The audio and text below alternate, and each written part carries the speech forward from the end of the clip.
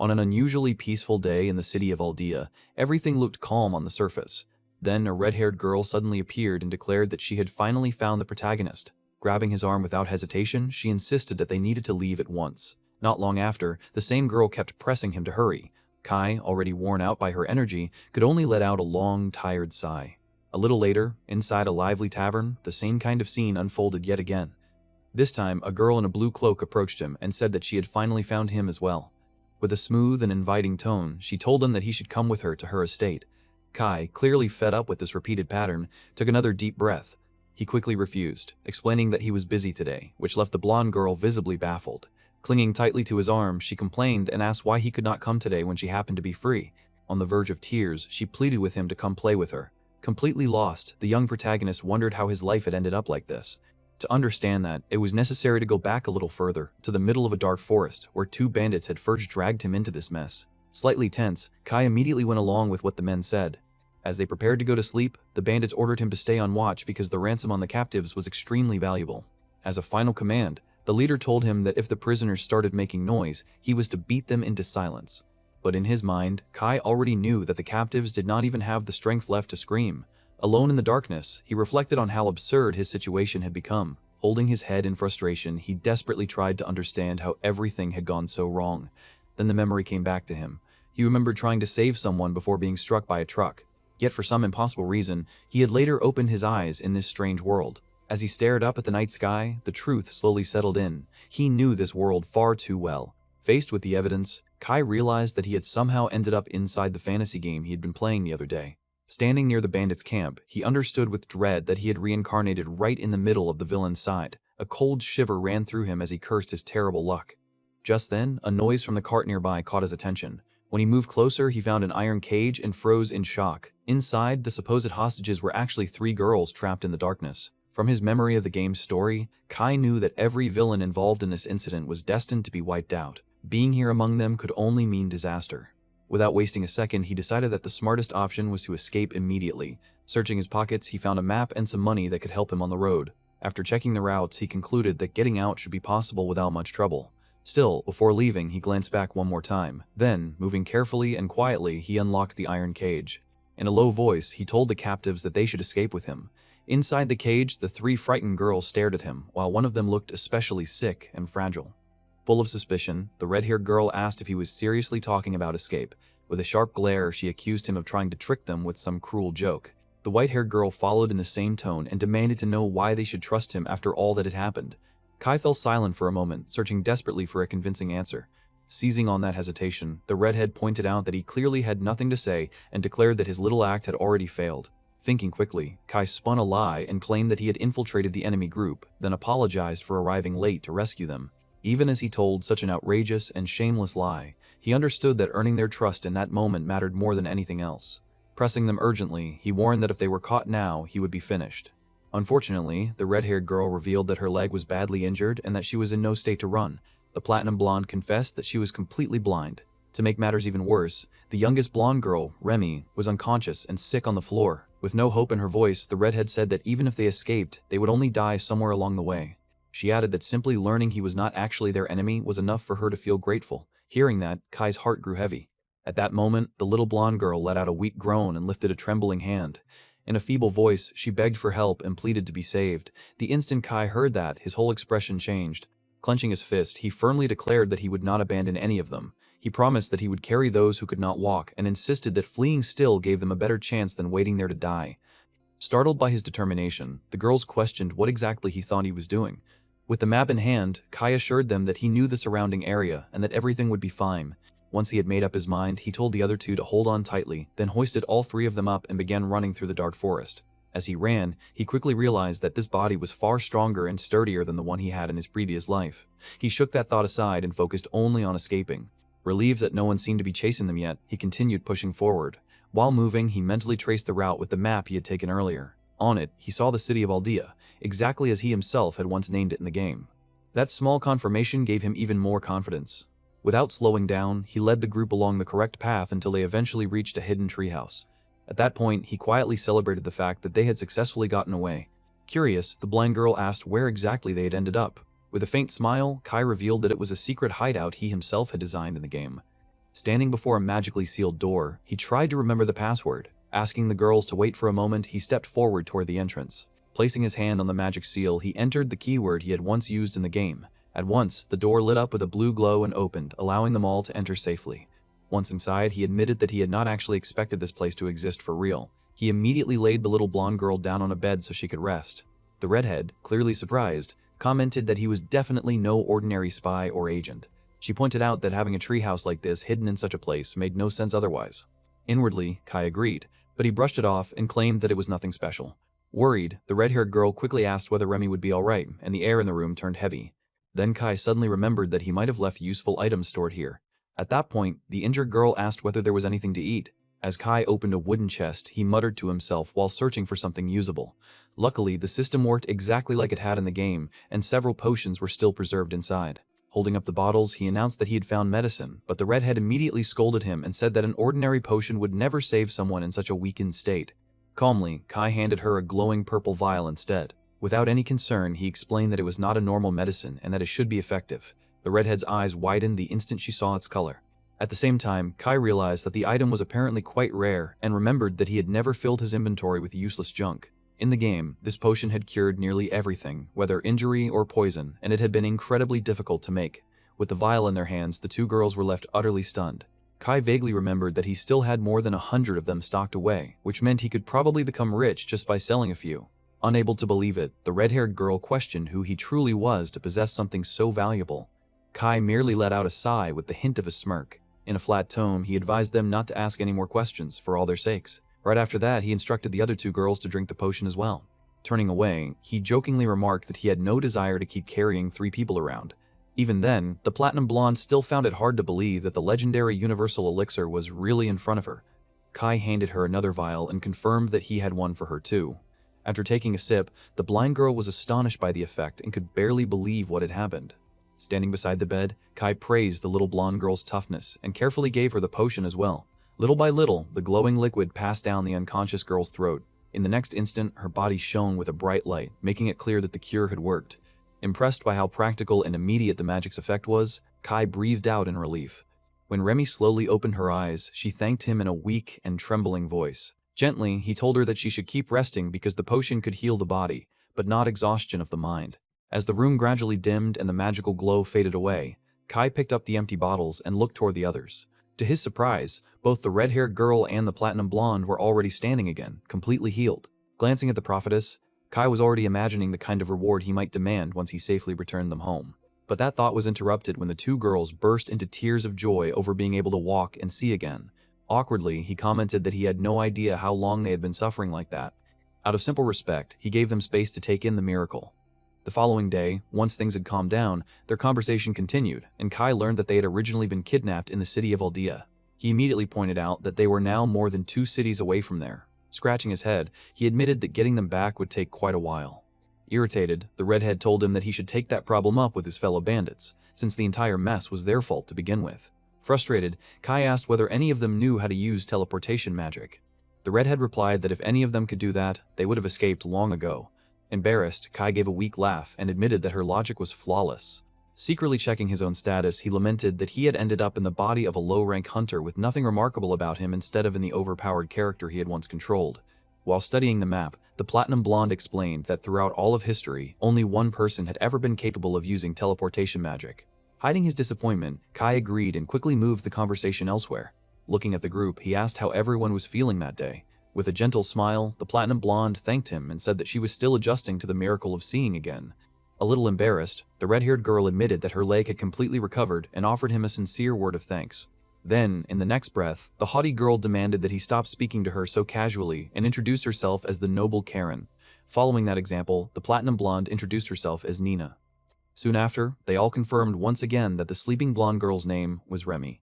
With sweat running down his face, Kai panicked inwardly over just how difficult it was to keep all these fantasy names straight in his head. Refocusing himself, he declared that the greatest problem now was finding a way to return all 3 of them safely to their city. Karen, sounding more confident now, asked whether he intended to protect them from the villains. But Kai immediately crushed that expectation by saying that he could not promise anything. Shocked by such a cold response, Karen flared up and demanded to know why he would say something like that. Wearing a completely serious expression, Kai answered that no one could ever guarantee victory in a real fight. Deep down, he understood better than anyone that this was no longer just a game, and because of that, he wanted to avoid deadly battles at all costs, even if he already knew much of the world.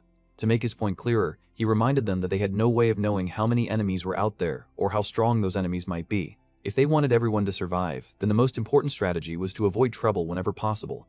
In the end, each of them only had one life, and once that was gone, there would be no restarting anything.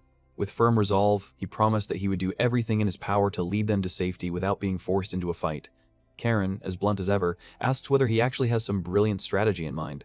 Letting out a strained laugh, Kai admits that it is hard to think clearly when she stares at him with so much pressure. Under her sharp and judgmental gaze, cold sweat begins to form as he struggles to steady himself. After forcing himself to calm down, he says that the kidnappers are probably keeping watch over the city of Wafer. Pointing at the map with his finger, he explains that the bandits will naturally assume he fled to the nearest city. Because of that, he says their safest option is to head south through the forest, reach a camp, and pay for a secure carriage there. Karen, still worried, points out that they have no money and cannot possibly afford the trip. Patting his bag, Kai assures them that he took the bandits' money before leaving, and adds that they even have enough to buy fresh clothes if needed. Moved by everything he has done, Nina gently asks why he is helping them so much. She directly points out that he used legendary elixirs and revealed things that no true secret agent would casually expose. Faced with such painfully reasonable logic, Kai starts stammering and cannot find a proper way to answer. With no path left open, he shamelessly doubles down and claims that he is an intelligence agent. To make the lie more believable, he says that he is only carrying out orders from above. At that exact moment, the little blonde girl begins to stir on the bed. Noticing the movement, he asks whether she has finally woken up. In a sleepy voice, little Remy says that she has, though she adds that the timing feels rather late. Wanting to steer the conversation elsewhere, Kai stretches and suggests that they all wash up in the river around dusk. Nina quickly says that she knows purification magic and can clean everyone without trouble. Always practical, Kai tells them to use that spell on Remy while he goes to bathe by himself in the river. Karen immediately finds it suspicious and remarks that it is strange for a secret agent not to know such a basic spell. Trying to protect his cover, he argues that relying on magic too often only draws unnecessary attention. Soon after, the girls clean themselves inside the room with purification magic. Meanwhile, he enjoys a warm bath in the river and finally gets a chance to relax. Once everyone is clean, they gather around the fire and share a meal together. Ready to resume the journey, Kai puts on a dark suit of armor that covers him from head to toe. Taking the lead, he calls for the girls and says that it is finally time to depart. A week later, the guards stationed at Aldea City receive an urgent alert. The atmosphere around the main gate is tense and restless, with guards moving in a hurry. Then, to everyone's immense relief, the group arrives safely at the city entrance. The moment the guards recognize the three noble girls, one of them exhales in relief and says that it is a miracle to see them alive. Karen immediately says that all the credit belongs to the armored knight who brought them back. Overflowing with gratitude, the soldier bows deeply and thanks him for carrying out such a heroic rescue. He then asks the young ladies to wait inside until their proper escort arrives. Curious, Nina turns toward Kai and asks what he plans to do next. Speaking coolly through his armor, he says that he intends to remain in the city for a while. Karen, never one to soften her words, asks whether he has any specific plans. Before he can answer, the guard suggests that a warrior like him must have to report his success to his superiors. Without missing a beat, Kai agrees and continues the lie in order to avoid further questions. The soldier presses a little more and invites the armored hero to receive a proper reward, but he refuses, saying that he has no time. Hidden behind the helmet, the exhausted boy is already at his limit and wants nothing more than a bed to collapse into. Before leaving, he warns the girls to obey instructions and not lower their guard until they are safely home. With a smile, Karen accepts the advice and thanks him again for all he has done. In a small but gentle gesture, Kai pats Remy on the head and says his farewell. The little blonde blushes softly and responds only with a timid nod. After entrusting the girls to the guards, he turns around and walks away without hesitation. Desperate to thank him properly, the soldier tries to stop him, but the knight shuts that down immediately. Without even looking back, he says that he is simply going to enter the city and vanish. The guard captain respectfully welcomes the mysterious warrior into Aldea. As the black-armored figure disappears into the crowd, the soldiers remain frozen in place. Staring after him, the captain mutters in disbelief that the man is beyond extraordinary. Cold sweat runs down his face as he declares that the armored knight is a complete monster. To explain himself, he says that he used his appraisal skill and detected a high-ranking item on the stranger. Worse still, he reveals that only 2 elite clans have ever cleared the dungeon where such an item can be obtained. From the reports and the circumstances, the captain recalls that this same man crushed the Red-Freed Mafia on his own, rescued 3 hostages without suffering so much as a scratch, and moved with incredible caution the entire time. With all that evidence in front of him, the captain becomes convinced that he has encountered a legendary veteran. One of the younger guards, unable to hold back, complains that the captain never even checked the man's identification. Angered, the captain cuts him off and asks whether he truly wants to treat a hero like a criminal. In a firm tone, he warns the rookie that they cannot afford to offend someone who saved the 3 most important young women in the entire region. At that point, another soldier suddenly remembers that the knight handed out universal elixirs as casually as if they were cups of water. The captain's eyes fly open the moment he hears those words. As living proof, the guard explains that the noble girl's illnesses and fractures vanished instantly after drinking them. Deeply impressed, the captain remarks that the knight gave away such priceless items without the slightest hesitation. The guards, all on edge, admit that the stranger's actions are outright insane. Realizing how serious the matter is, the captain orders an immediate report to high command and to the guild. His subordinates rush off at once to spread the news. After all, Karen is the daughter of the most prestigious ducal house among the nobility. Nina is part of the direct bloodline of the church's sacred foundation, while little Remy is the heir to the most powerful merchant family on the continent. As the captain pieces all of this together, he concludes that the masked knight interfered in the affairs of the greatest powers in the land without showing even a hint of fear. To the captain, the man carried divine-grade items, refused any reward as if it meant nothing, and behaved like someone entirely above ordinary concerns.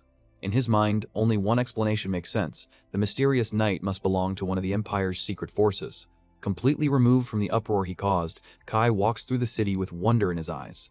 Paying close attention, he realizes that the streets look exactly like they did in the original game. Even from a distance, he spots the grand building of the Hunters Guild. Although he wants to run around and explore every corner, his body is worn down to the point of collapse. Making things more uncomfortable, everyone on the street keeps staring at him. When a small boy stares at him especially hard, he starts wondering what the issue is. He had naively assumed that the city would be full of people walking around in heavy armor, but he soon realizes that his own rare gear is glowing faintly and attracting far too much attention. Too exhausted to deal with it, he decides that reaching an inn is his top priority. Then, out of nowhere, a little girl grabs onto his leg and excitedly shouts that he looks amazing. Completely caught off guard, the armored boy freezes in the middle of the street. Elsewhere, inside a grand mansion, a cry of relief echoes through the hallways. With tears streaming down his face, Karen's father clutches his daughter and sobs in relief. Already losing patience, Karen tells him to calm down, breathe properly, and stop embarrassing himself. In the middle of the emotional chaos, her father suddenly notices that she is standing perfectly fine and immediately apologizes for causing a scene. Smiling proudly, Karen says that her leg was healed by a universal elixir, then spins lightly to show that she's completely recovered. Her eyes gleam as she explains that the mysterious knight produced the legendary potion as casually as though it were the most ordinary thing in the world. Growing more animated, she says that the warrior handed it over without hesitation and even refused any reward in return. Intrigued, the nobleman reads over the written report to confirm the details. As she studies it with him, Karen notices a new point and asks whether Kai truly acted on his own. Calmly, her father explains that he never sent anyone, and adds that if he himself had possessed a universal elixir, he would have used it on her long ago. Karen falls into thought and concludes that the so-called agent must have lied to calm them during the escape. The head of the family studies the matter carefully and decides that the knight likely belongs to intelligence because he knew about the Red Freed Mafia. In his view, the man clearly had inside knowledge of the syndicate, though his actual mission had only been to rescue the girls, meaning he may have broken his organization's rules in the process. Wanting to help, Karen's father decides to send an official letter of thanks so that the savior can be protected. Karen immediately grows uneasy and says that doing so would draw far too much attention, which could only worsen whatever punishment the agent might receive. She then asks whether her father has any idea which secret organization the man belongs to. In a serious tone, he reveals that he received word 2 days earlier that Red Freed had already been captured. Looking at the route on the map, he realizes that the knight deliberately circled around Walfer in order to avoid the bandits' attention. Karen quickly points out that such a move proves how sharp and tactical the knight really is. The Duke says that everything about the man matches his suspicions perfectly.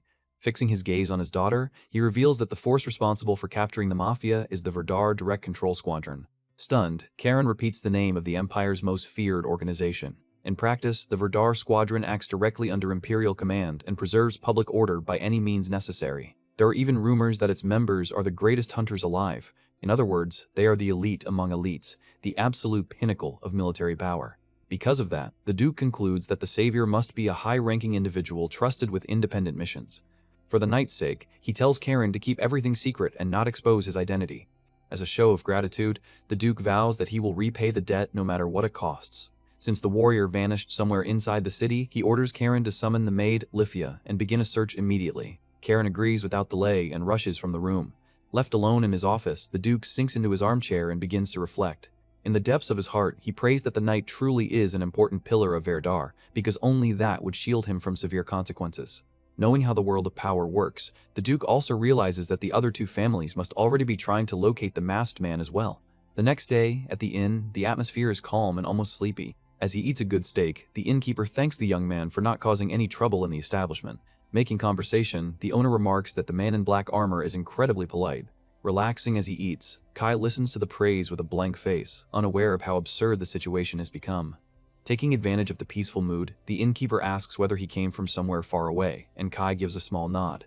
Suddenly, the tavern door is thrown open by a soldier, pulling everyone's attention toward the entrance. In an urgent tone, the guard asks whether anyone has seen a knight dressed in black armor nearby. At that very moment, Kai and the innkeeper exchange a startled glance.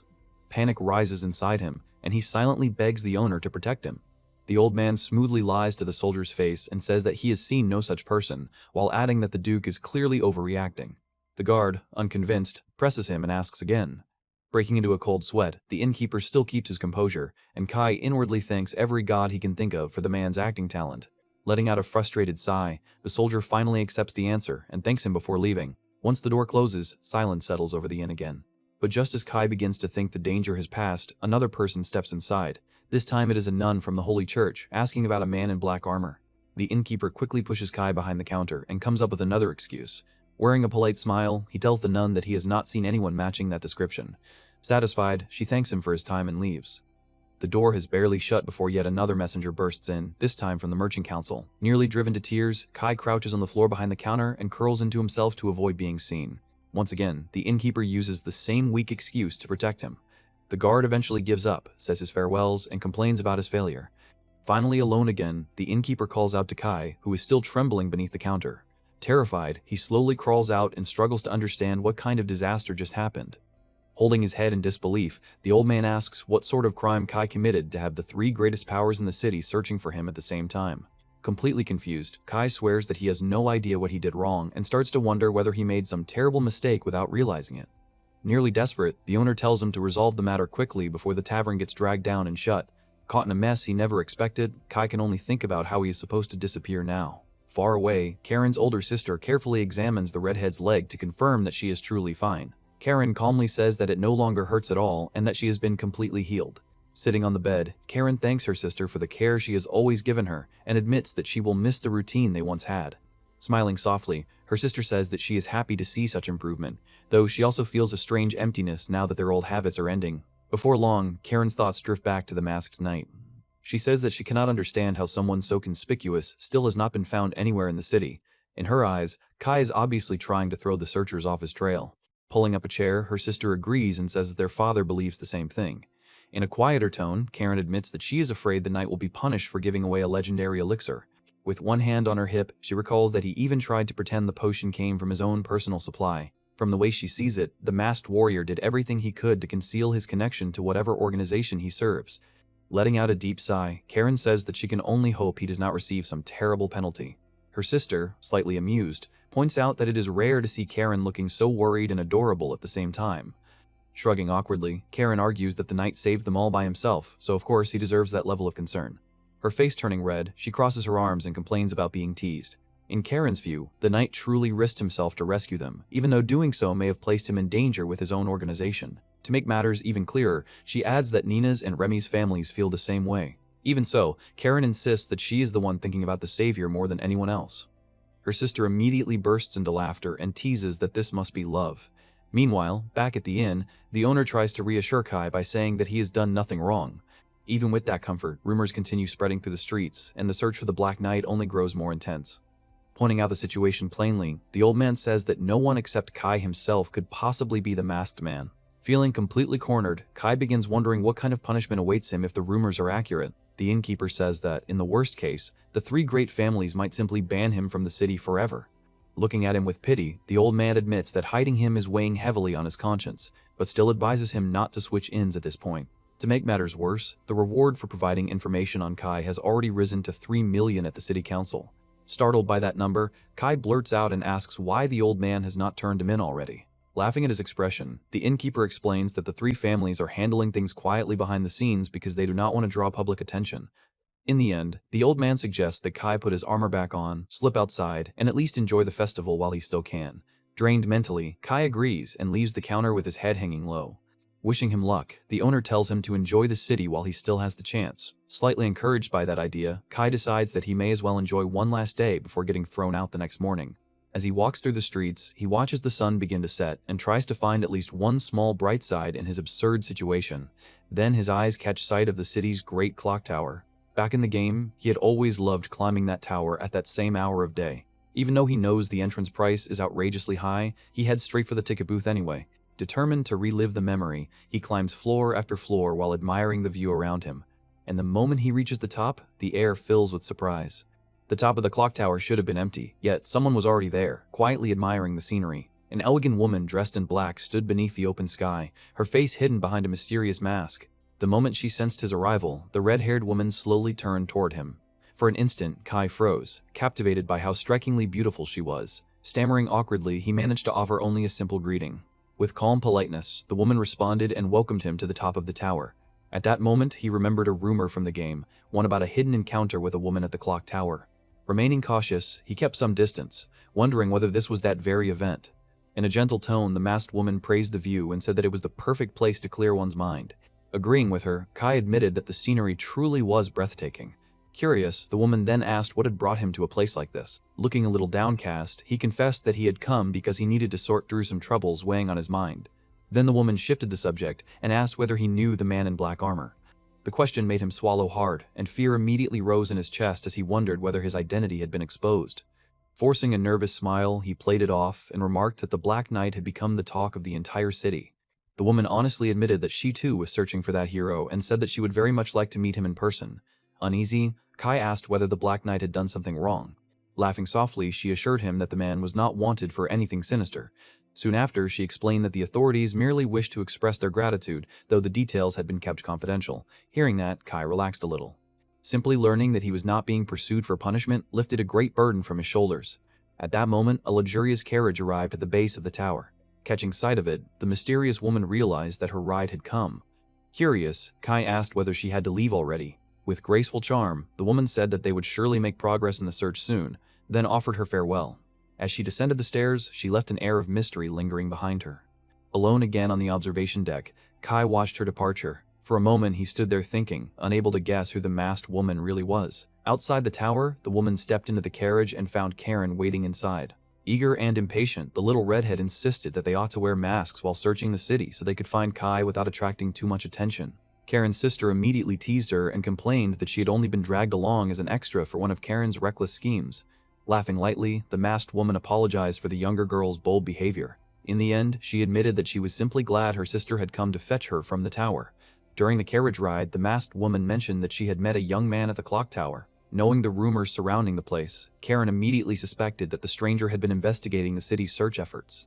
With a calm smile, the woman assured her that although she had been suspicious at first, their conversation had been peaceful and carried no hidden motives. To the masked woman, it had been a rare and strangely pleasant moment of quiet. She explained that she had cautiously asked him about the Black Knight just to test him, but the young man seemed to know nothing. Disappointed, Karen muttered that her father had already begun to suspect Kai had left the city. Then, without warning, the masked woman recalled one striking detail about the young man from the tower, and Karen immediately went still. Sharply curious, the redhead demanded to know exactly what the man looked like. The woman described him as a handsome young man with a calm presence and a scar on the left side of his face. Karen instantly shouted that the Black Knight bore that exact same scar. Without thinking twice, she threw open the carriage window in desperation. Raising her voice at the driver, she ordered him to turn around and go back to the tower immediately. Startled by her reaction, her sister asked whether she was truly serious about such a wild conclusion. But Karen, shocked by the connection, realized there was a strong chance that the stranger from the tower had been Kai in disguise. Upset that no one had told her sooner, she explained that the scar was something known only to her and her father. Her sister, finally understanding the weight of that detail, fell into stunned silence. The carriage made a sharp turn on the deserted road and sped back at once. The moment it stopped, the two sisters rushed out and sprinted toward the clock tower as fast as they could. Filled with hope, they prayed that they would reach the top before Kai vanished. By the time they arrived, both were out of breath. But to Karen's despair, the terrace was already empty. Kai had already left. Elsewhere in the city stood the headquarters of the Treasure Hunters Guild. Inside, the guildmaster was losing his mind because he still had no information about the Black Knight. While reading over the latest reports, he concluded that the masked man was most likely a member of the imperial force known as Vertar. By his reckoning, Kai had single-handedly saved the daughters of the three most powerful families in the region while also crushing the Red Freed Syndicate. Looking at the entire affair, the guild leader pointed out that kidnapping such high-ranking noble daughters was practically the same as attacking the empire itself. Given a crisis like that, he reasoned that it made perfect sense for Vertar to step in personally and handle the matter. To make his anxiety worse, he complained that no one in the city had even managed to establish contact with the knight. Driven into desperation, the guildmaster even ordered his subordinates to bump into the man by accident if necessary, just so someone could start a conversation. In a bitter twist of fate, even that plan had failed, because when a little girl ran into him, Kai merely helped her up and kept walking. The spies had been left speechless, able to do nothing but thank him and watch him disappear into the crowd. Defeated, the guildmaster sighed and wished only that the knight would return to the capital as soon as possible before causing even more complications. Then, without warning, the office door was flung open by the receptionist. In obvious panic, she announced that the masked man had just entered the guild. Assuming it had to be a joke, the master told her to stop fooling around. But when he saw the open doorway and her expression, he realized it was real. In the main hall, the imposing black armor had already drawn the attention of every hunter present. The guildmaster rushed out at once to greet the distinguished visitor. Behind him, the receptionist nearly burst out laughing at how quickly his attitude had changed. The hunters themselves struggled not to laugh as they commented on how absurdly polite their usually rough superior had suddenly become. Sweating heavily, the guild leader asked what had brought such an important individual to the guild. Trying to hide his own nervousness, Kai replied that he had only come to take a look around. The master instantly welcomed him with exaggerated courtesy and thanked him for honoring the guild with his presence. Inside his own mind, however, the master had already begun inventing countless conspiracy theories about that harmless remark. Hearing the words, "take a look around," he interpreted them as reconnaissance disguised as a casual visit. Within seconds, he concluded that there was no point in trying to outplace someone so far above him. In short, the guild leader convinced himself that he was dealing with a terrifying strategic monster. As someone who had once dreamed of joining Vertar but never possessed the strength to qualify, he could only stare at the living embodiment of that ideal and feel the gap between them. Keeping up his respectful demeanor, he invited the masked warrior to his office if he wished to inspect the place further. Kai accepted immediately, assuming that such treatment was normal guild procedure. As they climbed the stairs, the entire hall erupted into gossip. At the tables below, the hunters wasted no time exchanging theories. To many of them, the whole situation seemed like pure theater and exaggerated rumor, yet some noticed that the man's composure was far too calm for someone ordinary. More than that, the warrior moved with his guard down, as though he would simply wait for any attacker to make the first move. From that, they concluded that such a relaxed man must be strong enough to destroy anyone there without effort. A chill passed through the room. Some of the hunters even shrank back, convinced that in a close fight the entire guild would stand no chance against him. Deep down, more than one of them wondered whether the masked knight might even be strong enough to challenge an S-rank beast. Meanwhile, the protagonist inwardly suffered as he imagined the guild members spreading even more ridiculous legends about him. With every step, he felt as though the lie surrounding him was growing larger and more impossible to control. After the short visit, the guildmaster personally escorted the knight back to the entrance. Still sweating from the tension, Kai decided then and there that he never wanted to step inside that guild again. Venting inwardly, he reflected that he had expected the guild to question him, yet the atmosphere had been deeply bizarre. Remembering the murderous fear and reverence in everyone's eyes, he shivered. What troubled him even more was that the guildmaster had been so polite instead of rude, unlike the version from the original game. Without understanding why, he kept wondering how he had somehow received VIP treatment from the hunters. Still, despite the discomfort, the trip had at least helped him explore the city and ease his boredom. Determined to keep walking, he stepped back onto the street. But he quickly realized that peaceful sightseeing was impossible when he stood out so much in such flashy armor. Then he heard the sound of a carriage stopping directly behind him. Karen leapt out at once, pointed straight at him, and triumphantly declared that she had finally found him. Kai froze on the spot as he recognized the crest on the carriage and realized it belonged to Karen's noble house. Without hiding her irritation, Karen demanded to know where he had been hiding all this time. Pointing vaguely to the side, he admitted that he had spent the whole time at the inn downtown. Shocked, she complained that the tavern owner had lied directly to her face when he claimed not to have seen the Black Knight. Wearing a mischievous smile, Kai admitted that he had asked the innkeeper for that small favor.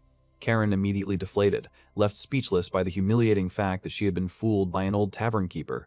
Trying to brush the matter off, the masked man suggested that perhaps he was just good at hiding. Annoyed by the joke, Karen grumbled that she had no desire to hear any more of his weak excuses. Just then, a sweet feminine voice from inside the carriage drew her attention. The moment he heard it, Kai recognized the person immediately from her voice and hair. The woman from the clock tower stepped gracefully out of the carriage and, now without her mask, formally introduced herself as Lithia. With calm sincerity, she apologized for the delay and thanked him once again for rescuing them. In a gentle tone, she asked whether the knight might have some free time now. Already anticipating trouble, Kai wondered aloud what exactly would happen if he accepted such an invitation. Karen quickly answered that he was simply being asked to come to the mansion and receive a formal expression of gratitude. Without hesitation, Kai curtly replied that he was busy and refused on the spot. Despite everything he had done, he genuinely feared that one mistake in front of high-ranking nobles might be enough to get him executed. Sensing his nervousness, both sisters let out soft chuckles. Karen had no intention of accepting his refusal. She seized his hand by force and, blushing slightly, insisted that at least this once he should allow the family to thank him properly. Then she wrapped herself around his armored arm and began dragging him toward the carriage. Utterly defeated, Kai climbed into the vehicle and resigned himself to whatever fate awaited him. During the ride, Karen smiled in satisfaction, pleased that she had finally managed to capture the runaway hero. From Kai's point of view, however, it felt less like an invitation and more like being arrested and taken into custody. Lifia expressed her gratitude as well, and stated that his rescue had saved not only their lives but the honor of the duchy itself. Resigned, Kai silently admitted that the chaos finally made a little more sense. Then Karen pointed at him again and declared that there was still one very important doubt she needed to clear up. Hidden behind his helmet, Kai inwardly complained about Karen's stiff and intimidating tone. Before long, the redhead lost patience, dropped the formal act, and returned to her usual loud and fiery self. Giving a quick nod, the Black Knight told her to stop dragging it out and simply say what she wanted. Karen went straight to the point and asked whether he had thrown away a fortune in legendary potions during the rescue for no reason. Burdened with guilt, she confessed that she had started to believe he vanished from the city because he had gotten into trouble with his organization. In a reassuring voice, the warrior told her that the items belonged to him and that there was no problem at all. Hearing that, Lifia's eyes widened as she silently confirmed to herself that the potions had truly been real. Karen, still worried, asked whether keeping such an immense treasure for himself was not dangerous. Pressing him anxiously, she demanded that he explain more clearly how he had obtained such things. Inside the helmet, Kai panicked, completely unsure how to invent an excuse that would free him from the conversation. Cornered, he realized he had no choice but to convince the two sisters that everything was under control. As a final measure, he said that he had no regrets and that the only thing that mattered was the fact that her leg had healed. Then, with a calm and unexpectedly charming tone, he told Karen that she should simply enjoy her life and allow him to deal with his own problems.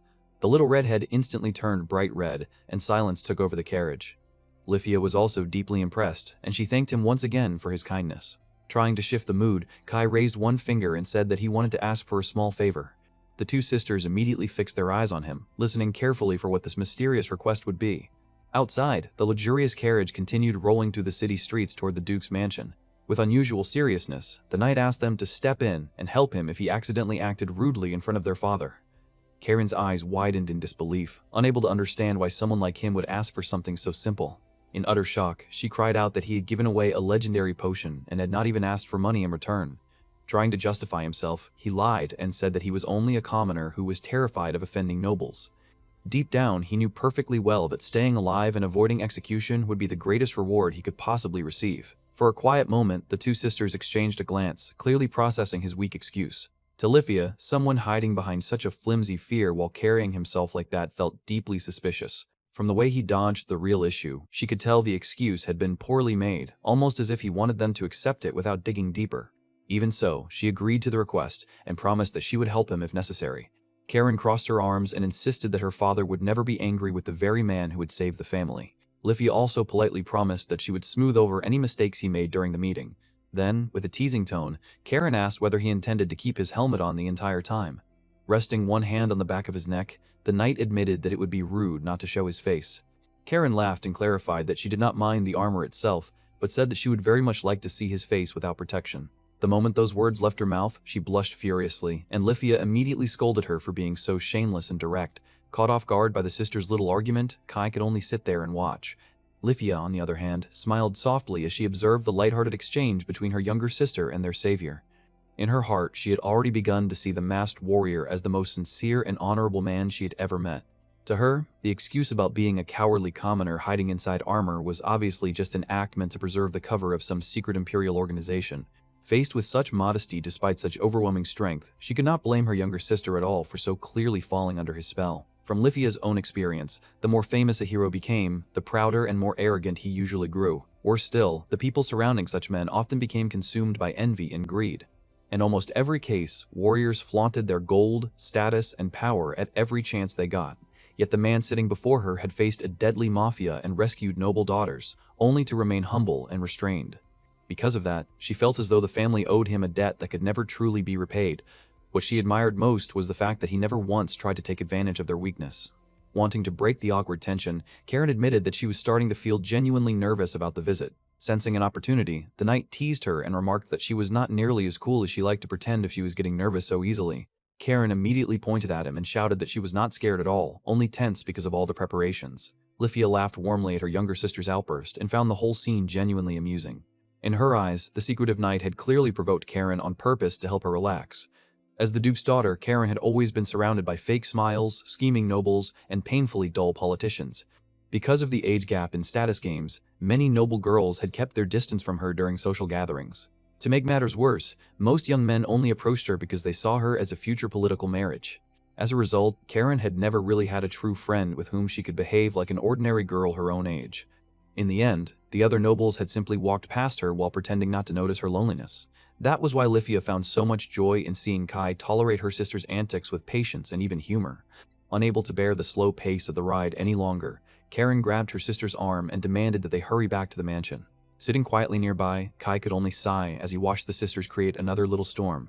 In Lifia's mind, he had hidden his strength and quietly ridden in the carriage only so the Duke's family would not lose face. On top of that, he had handed over a medicine valuable enough to buy entire cities without asking for so much as a single coin. The noblewoman found herself completely enchanted and doubted that there was another man in the world with a heart so pure. With warmth rising to her cheeks, she was already beginning to think of ways to keep such a man close to the family. Taking a more practical tone, Lifia asked how long the knight intended to remain in the city. With his usual relaxed charm, he praised the city and said that how long he stayed would depend entirely on his mood. To Lifia, that vague answer only confirmed that his movements were decided by secret missions from the organization behind him. Reflecting on that, she thought that as long as a knight like him continued to fight in the shadows, the entire empire would remain safe. Captivated by the thought of him, she began wondering whether it was too selfish to want him to stay in the city. Deep down, she realized that the strong feelings Karen had for him were slowly affecting her as well. Completely unaware of the storm he had caused in their minds, Kai merely adjusted himself in the carriage seat and tried to remain comfortable.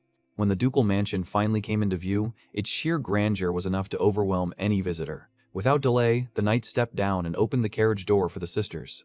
In the central courtyard, dozens of servants and guards were already lined up in formation, creating a long corridor to welcome them. Faced with such a grand display, Kai became utterly confused and wondered what on earth was happening. Lifia, delighted by the reception, explained that this was the family's highest possible show of respect. Overwhelmed by the attention, Kai nearly lost his tough and composed act right there on the spot. Hiding his panic, he warned that such a grand fuss would only draw more unwanted attention. Wearing a confident smile, Lifia replied that anyone who found fault with it would simply have to answer to the household guards. Swallowing hard, Kai accepted the ceremonial escort, inwardly fearing what might happen to anyone who failed to show proper respect. By the cruel logic of noble society, he understood that refusing such a welcome could be far more dangerous than accepting it. Then, without warning, the head maid and the captain of the guard knelt directly on the stone floor. Bowing their heads, they declared that it was an honor to receive the Black Hero at the mansion. A moment later, the elderly housekeeper rose and respectfully announced that the masters were already waiting in the main hall. With a graceful curtsy, Lifia thanked the staff and said that she and Karen would go change first. Joking lightly, she added that she would wait in the other room in case the knight needed the small help they had promised earlier. Karen nodded seriously and said that she too would act quickly if things went badly. Left alone at the entrance with the guards, Kai immediately began sweating again. In the very next moment, the captain approached him and offered to guide him personally. With perfect courtesy, the soldier asked whether he might hold the warrior's black sword for safety while he entered the mansion. Handing over the weapon so quickly left the captain visibly surprised, and he asked whether the knight was truly certain. Trying to keep things casual, Kai said that it was perfectly normal to remove one's weapon inside a noble residence. Then, in a tone that was far too sincere to be comforting, he added that he was actually much more dangerous fighting without a sword than with one. The servant's eyes went wide in disbelief. The captain swallowed hard as terror crept into his expression, realizing just how monstrous that statement sounded. Beneath the helmet, however, Kai was not exaggerating at all and spoke with complete seriousness. Back when he had still been a player in the game, he had been reincarnated into a body with absurd physical capabilities. Because his reflexes were so unnaturally sharp, weapons often interfered with the rhythm of his movements. For that reason, he genuinely felt that his bare hands were far better suited for crushing enemies than any blade.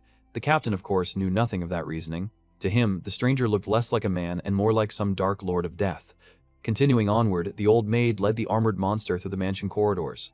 When they finally stopped before the door of the main hall, Kai felt his heart hammering inside his chest. Resting his hand on the doorknob, he prayed silently that the meeting would end quickly and without bloodshed. Meanwhile, back in the courtyard, the captain of the guard could not stop staring at the black sword in his hands. According to the game's system, that divine blade never chipped, never broke, and could cut through absolutely anything. Taking advantage of the moment, the captain jokingly told Karen that she could try holding it under his supervision. The little redhead immediately came rushing over like a storm. Excited beyond reason, she nearly leaped toward him, eager to test the legendary weapon belonging to her savior. Completely fascinated, she stared at the polished black metal with shining eyes. Full of excitement, she insisted that the captain show it to her properly at once. Amused by her enthusiasm, the soldier presented the blade, which gleamed like a jewel sharpened into a killing edge. Karen tilted her head and commented that the sword was almost too beautiful, to the point that she found it hard to imagine it enduring real battle. Still captivated, the captain agreed and remarked that it looked more like a work of art than a weapon of war. Beneath the sunlight, the black metal shimmered so beautifully that both of them found themselves momentarily hypnotized. Resting one hand on her chin, Lithia began wondering what style of combat a warrior like him used if he claimed not to rely on weapons. In her mind, the stranger had to be some master tactician who valued speed and precision over brute force. Distracted by the discussion, Karen reached out to grasp the divine sword herself. In that exact instant, the unbelievable weight of the weapon caught her completely off guard. Startled, the captain reached for her as she pitched forward. Lacking the strength to control it, the little noble lost her balance, and the blade slipped from her hands and crashed down toward the stone courtyard. It sliced through the stone as easily as a hot knife through butter. For a brief moment, the entire courtyard went silent at the clean sound of the cut. Karen stared at the result, stunned beyond words and unable to understand what she had just done. The captain and Lithia cried out in horror when they saw the stone split cleanly apart with no resistance at all. In that moment, the older sister understood with absolute clarity that no armor in existence could protect a person from such a weapon. Trembling, the captain remembered the warrior's earlier words about being more dangerous without it. Immediately, he rushed to check whether Karen had been injured in the incident. Stammering in terror, he swore that if anything had happened, he would tell the Duke it was entirely his fault and not hers. Meanwhile, inside the mansion, the meeting in the main hall had already begun over an elegant tea service. Outside the hall door, the two sisters listened quietly. From within, the deep voice of the Duke could be heard as he expressed profound gratitude to the mysterious hero for everything he had done. Karen looked surprised, noticing that her father sounded far more humble than usual. Lithia gave a small nod and said that the reason should already be obvious. Just by listening through the door, the sisters realized that even the mighty lord of the duchy had bowed his head before the masked man. Because of his political position, the Duke always had to project superiority in order to avoid looking weak. Placing a hand over her chest, Lithia sighed softly. Seeing how deeply gratitude had lowered her father's pride, Karen felt a pang of sadness for the way her family had been forced to bow because of the kidnapping. Lithia dryly asked whether Karen still had time to complain. The younger girl blinked in confusion, not understanding why her sister had suddenly become sharp with her. With merciless directness, Lithia reminded her that she had just destroyed the stone courtyard of the ducal mansion. The moment reality sank in, Karen froze solid. She suddenly remembered that she had ruined the family's main walkway with someone else's divine sword. Nearly in tears, she lamented that now her father would truly kill her because of the disaster. Pointing a finger at her, Lithia added that Karen had also betrayed the trust of the captain, who would only let her touch the weapon because he trusted her. Karen began whisper shouting in panic, and insisted that nobody had warned her the sword would be that heavy or that absurdly sharp. Lithia watched her younger sister collapse into despair and could barely contain her laughter. Even while trying not to laugh, she told Karen to stop whining. After all, she reminded her that Karen was healthy now and had the rest of her life ahead of her to enjoy every good thing she had once been denied. Brightening immediately, Karen declared that she intended to enjoy life to the fullest with her restored legs. Lithia smiled sweetly as she watched that excitement return to her sister's face. Karen nodded and finally seemed much calmer. Changing the subject again, Lithia observed that Kai had clearly tried to conceal his true strength. If the Emperor were to learn that he had casually used a legendary elixir, the warrior could be in serious trouble. Because of that sacrifice, Karen swore that she would reward the masked man in the best way she could. Lithia then recalled an odd detail from the report and voiced her doubt aloud. According to everything she had heard, the man had refused rewards and acted as though the entire rescue had been nothing unusual at all. In the real world, any ordinary person would have been overwhelmed by the kind of rewards a duke could offer. Money, land, influence, status. Nobody in their right mind would refuse payment from one of the greatest noble houses. Even so, Lithia quietly admitted that what she really wanted most was simply to see his face again. Karen immediately cried out in protest and said that she would rather be the only one who got to see his face. Laughing, Lithia teased her and said that she sounded jealous, as though she wanted to keep the warrior all to herself. Flustered, Karen tried to defend herself and said that she had only seen the scar near his eye during the rescue.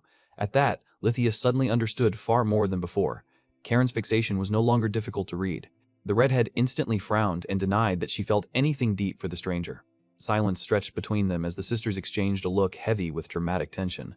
Karen, completely nervous, insisted that it was only gratitude and absolutely nothing more. While the younger girl was drowning in her own confusion, the mood inside the adult's room remained painfully tense. Clutching her tea, Karen silently prayed that her father would not frighten the savior away. In the main hall, the atmosphere was anything but comfortable. Pressure filled the room so thickly that it almost seemed visible.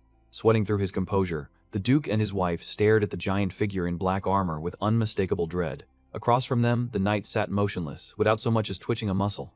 Unable to understand the warrior's posture, the Duke found himself wondering why the man had not yet demanded anything in return. In the nobleman's eyes, the stranger was deliberately choosing humility so he would not embarrass the family. Out of consideration, the Black Knight displayed not even the slightest sign of trying to claim the debt owed to him.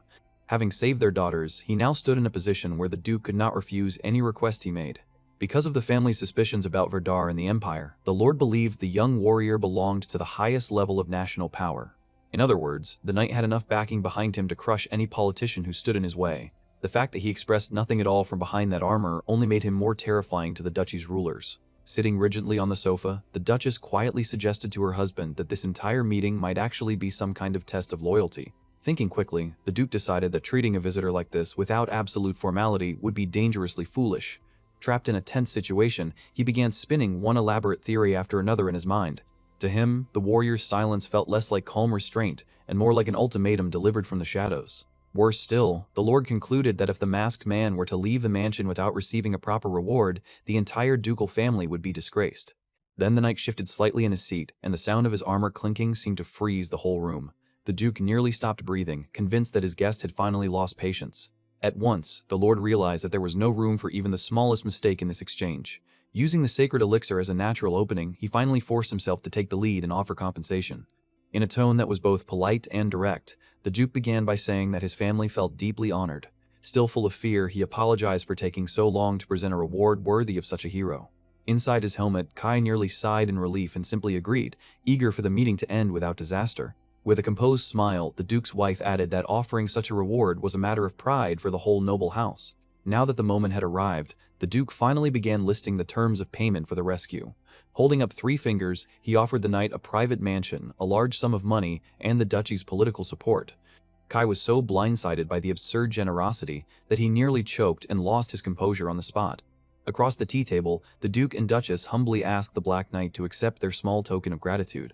In the Duke's mind, providing an Empire agent with a secret base of operations was an excellent move. By doing that, the duchy would also gain favor with the Emperor's own hidden warriors. Delighted beyond reason, the knight accepted the offer immediately, and the agreement was settled on the spot. The Duke allowed himself a tiny, victorious smile, convinced that he had successfully passed some invisible loyalty test. With the tension finally easing, he suggested that his daughters personally show the knight his new mansion that very day. Kai agreed at once and declared that he would take proper care of the luxurious property. Without delay, the Duchess instructed the guards to summon their daughters so they could accompany the guest. Rising gracefully from her seat, she asked the knight to follow the corridor and let himself be guided to the visitor's room. Awkwardly, Kai only nodded and slipped out in silence. The moment the great doors shut behind him, the silence in the main hall became crushingly heavy. His hands trembling, the Duke sank back into his chair and finally let his rigid body relax. As he wiped the sweat from his forehead, he muttered that he was genuinely relieved to have survived that meeting. As a final thought, he admitted that his daughter had been right and that the warrior truly was no ordinary man. Just outside the neighboring door, the masked boy stretched his arms and quietly released the breath of panic he had been holding in his chest. Karen immediately noticed his limp and exhausted posture and pointed it out with amusement. Trying to hide his embarrassment, Kai joked that armor was very useful when it came to hiding emotions. With gentle warmth, Lithia invited him to have tea and rest a little after such an absurd meeting with their parents. Karen, however, returned straight to business and complained about how little emotion he had shown after receiving 3 enormous rewards. Slightly annoyed, she said that he could at least have pretended to smile after becoming both a villa owner and a millionaire in a single conversation. Sitting there with his legs stretched out, Kai stopped himself from blurting out that, internally, he had nearly died of happiness. Behind the helmet, he admitted to himself that receiving such a mountain of wealth out of nowhere was simply too ridiculous to process. In truth, he knew that if he had been alone, he would have been doing cartwheels from pure joy. Lithia, still focused and composed, joined in and said that she wished to clarify one last point about the reward. Sincerely, she explained that if what the duchy had offered was still not enough, then this would be the proper moment for Kai to ask for anything more he desired. Hidden behind his calm persona, Kai found it almost unbelievable that he already had full pockets and a mansion of his own without needing anything else. Even so, he carefully returned to his reserved demeanor, trying not to ruin his serious secret agent image. Changing the subject, asked whether handing over one of the family's mansions was not a serious loss for the duchy. Smiling softly, Lithia answered that the family owned several villas, and that particular property held no sentimental value. Karen grumbled that the house was far too large for one person to live in alone. Compared to the duchy's main residence, the villa was apparently not far behind in scale. Hearing that, Kai realized just how outrageous the value of his so-called small gift truly was. In his imagination, only a completely insane noble would give away something that luxurious as a thank you present. With a mischievous tone, Karen asked whether he intended to let anyone else live in the mansion with him.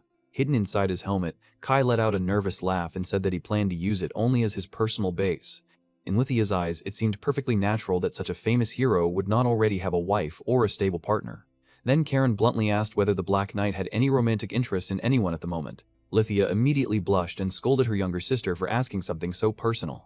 Before the mood could become more awkward, Kai stepped in and told them that they were welcome to visit the villa whenever they wished, so the place would not feel empty.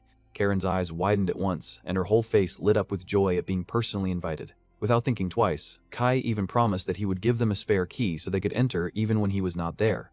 In truth, he knew that having the girls occasionally around the villa would be the perfect distraction for suspicious eyes and nosy onlookers.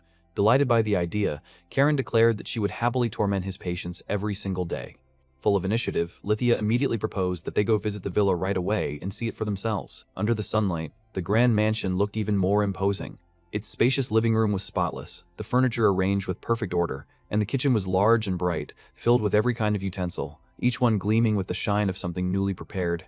Lithia smiles and says that this is only a small token of gratitude from her family, so he should not feel burdened by it. Kai pushes open the heavy door and sees that the house is already fully furnished, down to the furniture and tableware. He wonders aloud whether it is really acceptable for him to receive such a luxurious residence. Karen looks at him and says that he can become strangely humble at times, even though he usually speaks to her so casually. Kai steps into the wide living room and takes in the lavish interior before apologetically inviting them to sit. He explains that although the mansion was granted to him, he wants them to treat it as their own home and rest comfortably. Karen plants her hands on her hips and retorts that she is not tired at all. Kai answers with helpless concern, saying that children should not push themselves too hard. Karen shouts back that she is not a child. She realizes that he is telling her to sit because he is being considerate, likely because her leg has only recently healed. The dark-armored Kai spreads his hands and says that he did not use medicine on her just so she could overexert herself. He adds that if rumors spread that he forced a duke's daughter to overwork, his life would be over. Then he jokes that if she hates sofas so much, she can always sit on this hard suit of armor instead. Between a soft sofa and rigid black armor, anyone would naturally choose the sofa. It sounds like the perfect solution. Instead, Karen marches over and sits directly on his lap. Kai's body stiffens at once, and he nervously asks what she thinks she is doing. Karen, her face burning red, answers that he was the one who suggested it. Kai says that it was only a joke, and adds that sitting like that cannot possibly be comfortable. As Karen remains on his lap, she quickly realizes that her backside hurts and regrets not choosing the sofa. Lithia watches her and asks with a smile whether things are going quite well for her, Karen. Karen, still red-faced, hurriedly says that she is not enjoying this at all. Lithia replies with smiling eyes that she never asked whether Karen was happy or not. Karen lifts her head and looks at Kai, then asks why he is still wearing armor when this is already his home and he should be dressed more comfortably. Kai responds that it is only for safety, though in truth he also wants to take it off. Still, he says that showing his face before Lithia would be far too awkward, especially after what happened at the clock tower. Since they've already met there, he thinks that he needs to change the subject somehow. To distract her, he reaches out and pats Karen on the head. Karen immediately flushes deeper and shouts that he must stop touching her head and stop treating her like a child. Kai forcefully presses her down and says that she needs to move to the sofa quickly, otherwise her backside will keep hurting. Karen struggles and says that she refuses. Kai asks in confusion why she refuses. Looking at the two of them, he then remarks that even so, the Duke is very bold to let the two of them stay alone with him. Lithia asks what he means by that. Kai explains that under normal circumstances, they should have arranged for at least one man to accompany them. Even if he saved Karen, he still does not know their real intentions, and in a place like this, no one can predict what might happen. Lithia smiles, and says that her father is not the kind of man who acts without careful thought. She says that he simply judged Kai worthy of that trust. Kai replies that he understands. Even though they have barely spoken, he assumes that such judgment must come from the Duke's vast experience in reading people. Karen says that, besides, they have no reason not to trust him. She reminds him that he even used a secret medicine for their sake. Kai says that is true. Lifia then proposes that, if he does not mind, perhaps he would join them for dinner. Kai answers that he must decline. Lifia sighs and says that he truly is a busy person. Kai says that it is more or less like that. Karen looks at him and says that if he plans to leave the city, he should at least visit her home to say goodbye, and when he returns, he should tell them as well. Kai refuses and admits that he is afraid of meeting the Duke. He says that the difference in status is simply too great and there are already too many troublesome matters surrounding him. Lifia steps closer and asks him, in that case, to remain in the city as long as possible. Kai lowers his head in silence. He admits that this is indeed a pleasant city and that he intends to stay a while longer. He says he may even do some sightseeing. At the same time, he thinks to himself that there are still people searching for him. Lifia sits across from him and begins waving both hands frantically, making odd gestures. Kai tilts his head in confusion, and Karen also sways her head from side to side before asking what that gesture was supposed to mean. Flustered, Lifia quickly says that it was nothing. Karen says with a blank expression that her sister was telling her to try removing his helmet. Lifia cries out Karen's name in alarm. Karen snorts and says that her sister can punish her later since this is clearly her fault. Then she grabs Kai's arm and says that if her sister is jealous, she should just admit it openly. Lifia freezes and repeats the word jealousy in disbelief, saying that such a thing is impossible. Kai looks at the sisters before him and thinks that perhaps he is mistaken, but Lady Lifia should not be doing something like this. Karen turns to Kai angrily and demands to know why he rejected her sister so bluntly. Kai hurriedly explains that it is not like that. He says that she is beautiful, of high status, and nearly an adult. Surely someone like her must already have a lover, so would that not create misunderstandings? Lifia, looking a little uneasy, says that as he said, she has indeed received many marriage proposals, but at present she is still single. Kai is slightly surprised and says that he sees. Karen lets out a sigh and says that every time, the men are the ones who withdraw first. She explains that they fall for her sister, but after humiliating themselves, they become too embarrassed to appear again. Kai says that it sounds miserable. He adds that he can understand how those men feel, because in front of a beauty so extraordinary, it is difficult to behave naturally. Karen continues by saying that her sister is actually rather clingy. Whenever she wants to grow closer to someone, that person only becomes more shy and ends up avoiding her. Lifia covers her face and begs Karen to stop talking, saying that it is far too embarrassing. Kai looks down at Karen in his lap and thinks that she has no right to criticize anyone while she herself is still sitting there. Karen pats the sofa and tells Kai to try patting it like this. Kai asks why. Karen orders him to do it without asking questions. With obvious helplessness, Kai pats the sofa. Lifia immediately comes over and sits beside him. Karen spreads her hands and asks if he sees now. Lifia blinks, then suddenly reaches out and places her hand over the black, cold metal gauntlet of his armored hand. Karen suggests that they continue talking like this. Lifia smiles and says that she would be delighted to. Later, before the Duke's mansion, a carriage waits quietly. Lifia smiles and says that he was truly a great help today and that it was their honor. She thanks him sincerely for the precious time he gave them. As a final token of gratitude, she asks him to accept the family crest and explains that the matter is somewhat complicated, so it will take about 3 days to complete. Once it is ready, they will personally visit him again, and at that time they also wish to discuss the management structure of the estate. Kai replies that he understands. Karen lifts her skirt in a graceful farewell and says that until they meet again, he should take care of his health. Kai waves and tells her to do the same. He says that she should hurry home and not make her parents worry. As the carriage slowly departs, Kai waves after them and says goodbye. Watching the carriage grow distant, he finally says that he can at last remove the helmet. He takes off the heavy helmet, revealing a young face beneath, and breathes out in relief, saying that this feels much better. After they part ways, the carriage rolls down a tree-lined road. Lifia leans inside the carriage and looks at Karen before saying that time passed so quickly. Karen says with some regret that, to be honest, she wanted to stay a little longer. Lifia smiles and says that she felt the same way. Karen then asks whether being praised as a beauty feels good, especially since he even called her by name, which was unusually considerate. Lifia lowers her head with a blush and says that perhaps it does. She admits that after speaking with him today, she's been thinking constantly about how, despite being more famous than almost anyone else, he's still so generous and broad-minded. She wonders whether only someone like that would truly be worthy of Aldi. Karen quietly says that maybe that is true. Then she tells her sister that the real reason she wanted to stay longer was probably to get another chance to see his face. She says that she has never seen Lifia behave that way before. Lifia says that, after all, he is Karen's savior, and there is also a strong chance that he is the very person she met at the clock tower. She admits that she truly wanted to see his face with her own eyes. Karen tells her not to make that expression, and says that once they return home, she can simply draw his face for her. Lifia replies awkwardly that she appreciates the thought, but Karen's drawing style is far too unique to be of much use. Then Lifia turns her head toward the window. Karen asks what she is looking at. In the distance, Kai has removed the heavy helmet and revealed that youthful face, letting out a long breath of relief. Lifia stares blankly. Karen notices and calls out to her sister.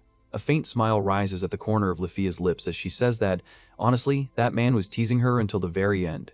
Karen looks startled and asks whether he really is the same person she met at the clock tower. Lifia nods and says that she is certain. She says that he is truly a kind person. Even though using such a precious spiritual medicine could earn him punishment from his superiors, he still chose to use it.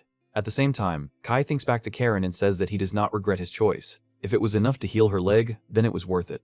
Rather than worrying about him, she says that she would rather see Karen live freely and happily again, just as before. Her words seem meant to wash away Karen's guilt and prevent her from feeling indebted. Lifia cannot help wondering whether this is the bearing of a truly powerful man. Perhaps his appearance at the clock tower had also been for their sake, to guard against the kidnappers and watch over everyone from the shadows. If that were true, she wonders just how much he had already given for them.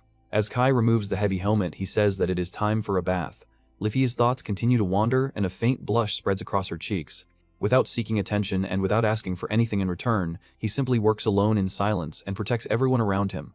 To her, he seems like an incredibly admirable man. She quietly hopes that the day after tomorrow will arrive soon, because there is still so much she wants to say to him. Karen studies her sister, then smiles and says that Lifia looks exactly like a girl in love. Lifia says that since he seems to care about her so much, she wants to grow even closer to him. Then she begins wondering what their father would say if he knew what she was thinking. Resting a finger against her chin, she sinks into thought and imagines that, in their father's eyes, Kai may be someone too extraordinary to grasp easily. She wonders how he would react. Sunlight spills across the street outside the tavern. The innkeeper folds a cloth as he speaks with a trace of sadness, saying that the thought of not seeing Kai anymore leaves him feeling unexpectedly lonely. He adds that when Kai did not return the previous night, he already had a feeling this day would come. Kai cuts into the steak on his plate and calmly says that he will not be living there anymore, but he still plans to come back for meals just as he is doing now. The innkeeper watches him eat heartily and laughs as he asks whether Kai really likes the food there that much. After swallowing a bite, Kai says that the food there is genuinely excellent. The innkeeper breaks into a pleased smile and says that hearing that makes everything worthwhile. He says that he will keep waiting for Kai to visit again. Kai nods and says that he is grateful. Leaning against the counter, the innkeeper asks where Kai plans to stay next. He adds that if Kai is thinking about another inn, he could recommend a few good places. Kai spears another piece of meat and says that he has acquired a house and intends to stay there for a while. The innkeeper freezes, then asks in shock whether Kai has bought a house. Seated at the counter while eating, Kai explains that he kept refusing, but the Duke insisted on giving it to him. He says that they seem to have searched everywhere to find a suitable gift in order to thank him, which must have taken considerable effort. The innkeeper responds helplessly that this is no joke at all, because receiving a villa from a duke is an enormous matter. Kai says that it does sound fairly significant. The innkeeper irritably says that this is not what he means. He explains that the number of villas a noble owns is itself a symbol of power, something beyond ordinary people's imagination. In his view, the duke judged that forging a connection with Kai was more valuable than preserving that symbol. Kai listens in silence. The innkeeper then asks what sort of person Kai really is. Kai spreads his hands and says that he is only an ordinary man. Then he takes out a heavy money pouch and sets it on the table, saying that he nearly forgot to give it to him. He says it is payment in gratitude for all the care, shelter, and advice he received. The innkeeper stares at the pouch and asks what it contains. From the sound of it, he says, it seems to be filled entirely with money. Kai pushes it toward him and says that it is cash. He explains that the innkeeper sheltered him and offered him useful advice, which truly helped him a great deal. The innkeeper waves his hands and says that he really does not want to accept Kai's money because it feels too frightening. Kai says helplessly that there is nothing to fear. He says that he is naturally stingy, but after dragging the innkeeper into such madness, he still feels sorry about it. The innkeeper asks what madness he is talking about. Kai explains that the innkeeper helped hide him from the Duke's people, and during all of that he was tense out of his mind. The innkeeper says that even so, he only wanted to do his best to treat his guests properly. Kai smiles and says that he is truly glad he stayed at that inn. The innkeeper asks proudly whether that means the place is pretty great. Kai nods and says that he thinks so. The innkeeper suddenly grows awkward and says that he had only been joking. He says that hearing such a sincere answer makes him feel embarrassed, and that Kai should have denied it or at least looked uncomfortable. Kai puts his helmet back on. The innkeeper laughs and tells him not to forget to come again. Kai answers that he definitely will. He turns and leaves the tavern. The innkeeper picks up the money pouch, makes sure no one is watching, and loosens the cord. He is stunned to find it packed with shining gold coins. He wonders how anyone could hand over so much money so casually, since no ordinary person could ever do such a thing. The same man had even called himself stingy. Within one of the three great powers, the Holy Church, Nina pinches Mary's cheek and tells her not to sit with her legs crossed, saying that she will ruin that pretty face of hers. Mary replies in a muffled voice that Nina should stop touching her face. Nina gazes at her sister and says that this must be what she truly looks like. Once blind, Nina has now regained her sight thanks to the panacea. Mary asks who Nina thinks she is and wonders how many times they are supposed to repeat this same exchange. Nina calmly says that this should be the 7th time. Mary narrows her eyes and asks whether she is doing it on purpose. Nina turns away and says that she would never do such a thing. Then she adds that Mary's way of speaking is too rough and repeats that she should not cross her legs because it damages her beautiful image. Mary leans back in her chair and says that relaxing like this every now and then should not matter. She admits that it would be a problem if someone outside the family saw her like this, but says that when necessary she can behave perfectly well. She straightens her back, adopts an elegant posture, and asks whether Nina can see the difference. Nina stares at her. Mary closes her eyes and says that Nina should stop looking at her like that. Ever since regaining her sight, she says, Nina has become more rigid than ever. Nina answers that she is only saying what needs to be said. She points out that Mary's so-called occasional behavior happens every single day. Mary objects and says that it is not every day. Nina firmly states that it absolutely is. Mary lets out a sigh. Ever since Nina recovered her sight, she has become brighter than anyone else and has been enjoying every day, not only today, but for the past 2 days as well. Mary says that none of them have ever seen Nina this cheerful before. Looking at her sister, Mary says that the man called Kai truly did something impressive. He saved Nina alone, used the panacea for free, and even used 3 bottles in one go. Nina grips the pendant on her chest and says that she knows. She says that both his appearance and his heart are flawless, exactly the type their sister would fall for. Mary smiles and asks whether that also makes him Nina's type. Nina grows a little flustered and says that she has only just regained her sight, so she has not even had time to develop any real taste in men. Resting her cheek on her hand, Mary says that she is not so sure about that. In any case, she says that Nina is still too young to set her sights on Kai. If he can hand out holy medicine for free, then he must be Verta, and if that is true, Nina would be facing hundreds or even thousands of rivals. Blushing, Nina argues that because of her age, she may still have a chance. Mary teasingly says that now someone is getting fired up. At that moment, a nun opens the door and enters, telling Lady Mary and Lady Nina that it is time for them to take over their duties. Mary smiles and says that they will handle it. Then she turns to her younger sister and tells her that it is time to go. Nina hesitates for a moment before answering that she understands. The devout Ansachi sisters, Nina and Mary, carry in their hearts a quiet hope for the day they will meet Kai again. Meanwhile, Kai stands in shifting light and shadow, silently waiting for fate. 3 days later, Mary slumps across a bench and complains that she is exhausted. Lifia approaches and points out that she has been caught slacking off again. Mary startles, then hurriedly says that it is Lifia. She insists that she is not slacking off and is merely resting. She adds that it has been a long time and points out that Lifia was not scheduled to visit that day. She also reminds her that entering the rear garden without following protocol is normally forbidden. Lifia apologizes awkwardly. Mary tells her not to worry about it and invites her to sit first. The two of them sit side by side on the bench and share a light laugh. Mary then asks whether Karen is not with her today and whether she came alone. Lifia replies that Karen is outside talking with Nina, while Nina is cleaning the courtyard. Mary nods and says that she understands. Then she adds that since the sisters have appeared there again, the Duke's household must already have properly expressed its gratitude to Kai. Seated on the bench, Lifia says that she has just personally delivered her father's letter to Mary's parents, and now it is their turn. Mary sighs and says that the meeting is finally about to happen. She explains that her younger sister has been clamoring every single day about wanting to see him because she likes him that much. Lifia answers helplessly that Karen is the same.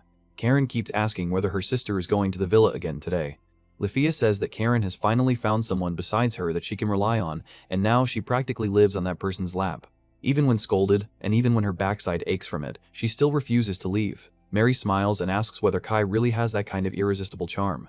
With a gentle gaze, Lifia says that such charm cannot be described with words. She says that he is the finest person she has ever met.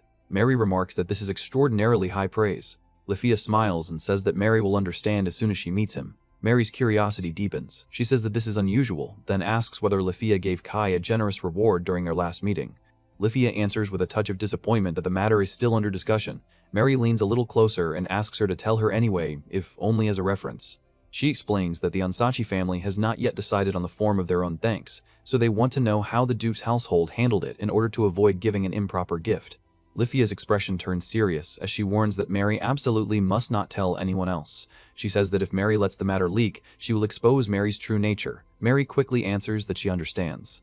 Leaning close to Mary's ear, Lifia whispers that she must speak quietly. She explains that the reward they gave Kai was a villa and a family crest symbolizing honor. Mary stares at her in disbelief and asks whether that is truly all. She says that Kai used the panacea and even saved Karen's life, so such compensation is nowhere near enough. Lifia replies helplessly that she feels the same way, but at the time there was no better option. Mary frowns and says that there had to be some way to offer more. Lifia sighs and explains that Kai not only failed to ask for anything, but even refused the compensation they tried to give him. Mary throws up her hands and exclaims that such a person cannot possibly exist. With a serious face, Lifia says that she told her from the beginning that Kai is the most perfect person she has ever met. She adds that even her father said the same, and that she herself cannot compare to him at all. Mary shows clear surprise and asks whether even Lifia's father truly said such a thing. Lifia continues by saying that lately her father has been racking his brain, preparing for their next meeting. She says that unless he makes perfect preparations, he may not even be able to speak to Kai normally. Mary lowers her gaze and says that if a man like her father finds Kai that troublesome to deal with, then Kai must be a monster in the truest sense.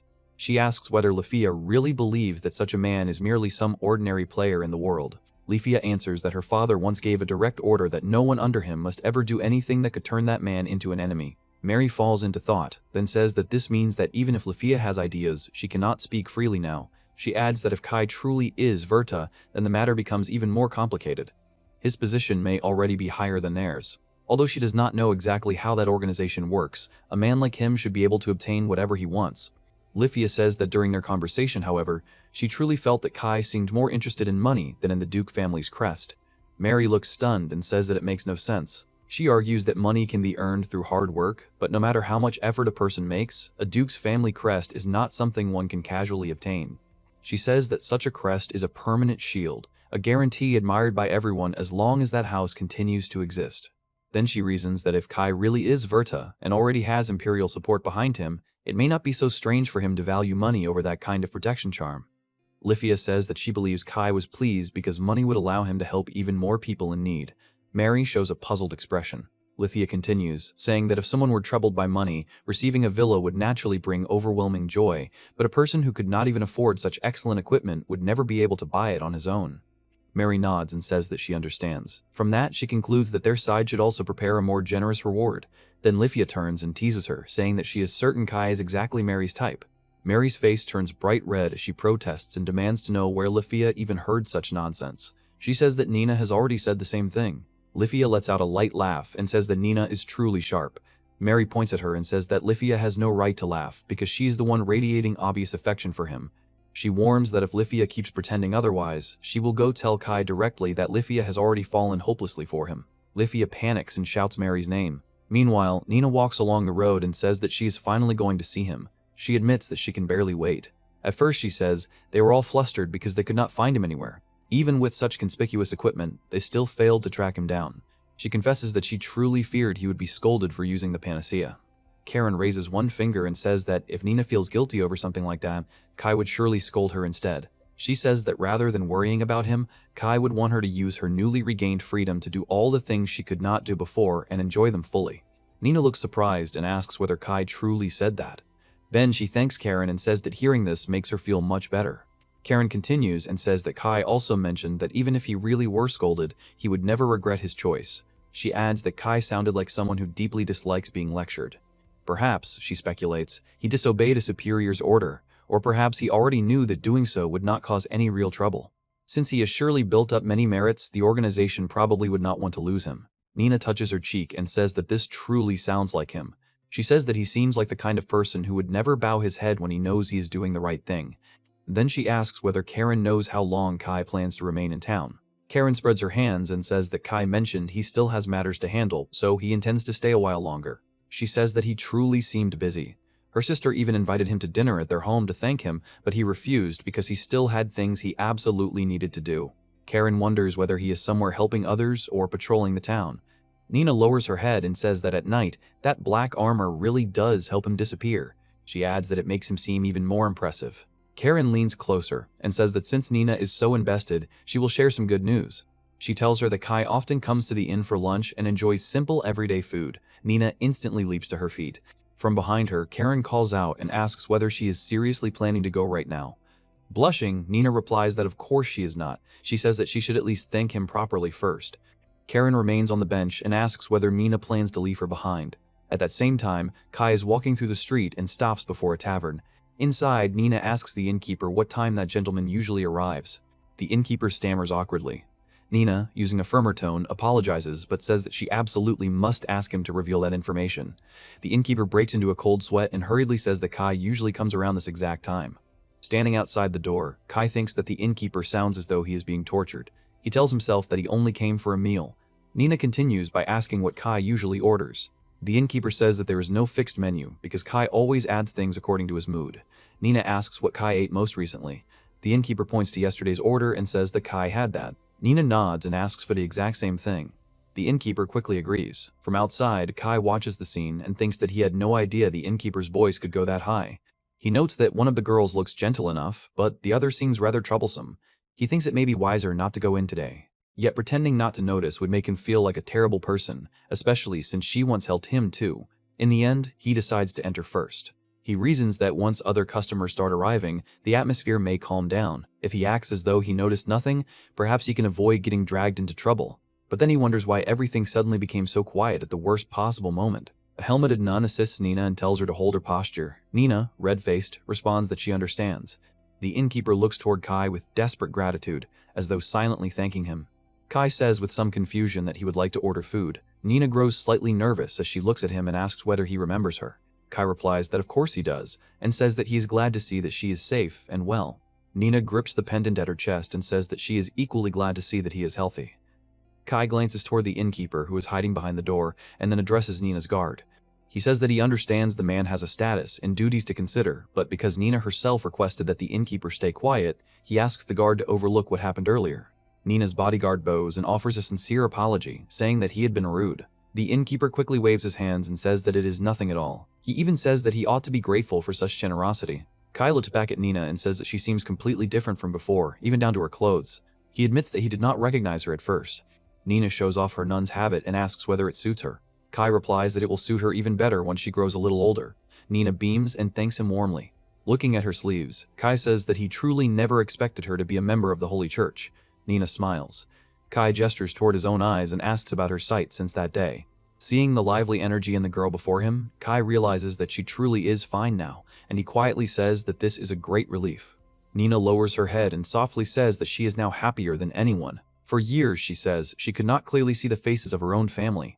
Kai answers helplessly that she should not suddenly bring up something so heavy. Blushing, Nina apologizes. Kai tells her that for now she should simply lift her head and enjoy life from this point on.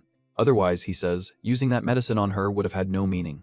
Nina smiles and says that she understands and will do her best. The innkeeper arrives with the dishes and says that he apologizes for the wait. Nina says that she wanted to eat the same meal as Kai, and that was the very reason she came that day. Kai says thoughtfully that apparently she can feel that way too. Nina nods and says yes. Kai adds that if she cannot finish the food, he and her guard will help her deal with it. Nina smiles and thanks him. Kai then asks whether the time she is allowed to be outside is limited. He says it would be a shame to let freshly prepared food go cold. Nina clasps her hands together and says that in that case, she will begin eating. As soon as she tastes it, her face lights up with surprise, and she says that it is truly delicious. Kai spreads his hands proudly and says that he was right, because the food there is excellent. The innkeeper asks in annoyance why Kai looks so proud of someone else's cooking. Kai complains about why only his own dish was plated so crudely. Then he says that he will let it slide today, considering the innkeeper nearly lost his soul from fright earlier. Nina laughs and says that Kai and the innkeeper seem genuinely close. Kai brings his hands together and says that their relationship is decent enough. The innkeeper answers with a helpless expression that Kai never once spoke of his background or revealed who he really was. He says that if he had known earlier, he would have kept his distance because dealing with someone so mysterious is exhausting. Kai suddenly realizes that the innkeeper has said too much. He turns toward Nina's guard and asks whether, just this once, the man can pretend he never heard that. The guard replies that as long as Lady Nina is not angry, he can act as though nothing happened. Nina smiles and says that she has no intention of getting angry. The innkeeper, sweating nervously, begs them to spare him. Kai finds the innkeeper's stiff reaction amusing. The innkeeper protests that this is how any normal person would react, and says that Kai is the true oddball. Nina looks at Kai and says that she has something she wants to ask. Since her time outside is limited, she hopes they can set a proper date so that she may visit him formally and offer her thanks. Nina says that she wanted to discuss a date for visiting so she could thank him properly. The moment he hears that, Jet Black freezes. Beneath the helmet, his eyes widen, and he can only stare in stunned silence before blankly reacting in confusion. Seeing the conversation turn serious, the shopkeeper awkwardly says that he should probably step away from the table for this one. Looking flustered, Kai nervously asks whether he is somehow supposed to be the one going off to visit the great cathedral or something. Nina immediately says that it is not like that at all. She explains that she and the others would, of course, come to his estate to thank him. Jet Black replies that this means she already knows where that estate is. Nina bows her head and says that if this displeases him, they will apologize properly. Behind the helmet, Kai is badly shaken. He wonders how she already has that information when he only received that villa a little while ago.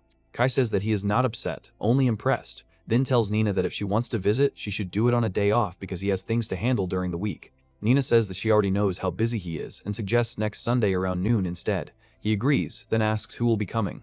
Nina explains that her father and mother will come, along with her elder sister, herself, and several guards. That answer leaves him speechless. Under the helmet, he breaks into a cold sweat and thinks that Nina's family is far more powerful than he expected. Trying to salvage the situation, he asks whether he can choose who actually comes to the estate.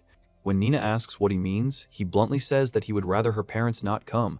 She reacts in shock, but he quickly explains that he is not looking for some stiff, formal visit and does not want to attract even more attention.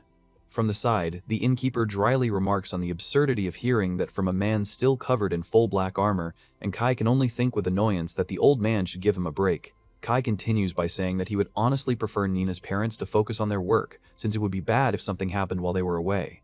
Even when Nina hesitates, he presses on and says that they can still exchange thanks even if her parents do not attend.